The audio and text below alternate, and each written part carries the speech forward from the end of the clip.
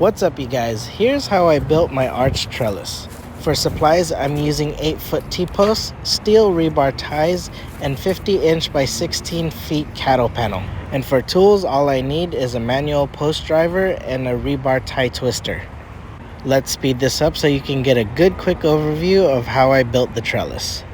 For each bed, I installed 3 T-posts equidistant from one another. Fortunately, the posts were 50 inches apart, so that means I don't have to overlap or have a gap in my cattle panels.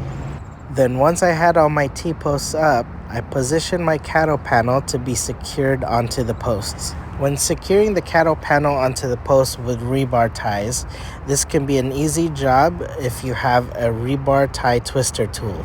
If you don't, that's okay. You can always twist them manually with 2 pliers. I placed several rebar ties along each post to secure the cattle panel into an arch form. When doing this, I learned not to skimp on the rebar ties. Otherwise, you risk your arch collapsing under the weight of plant vines. Trust me, the more the better. And that's how I built my arch trellis. It took me and Ray Leo about 45 minutes to build, and of course every construction job needs inspection.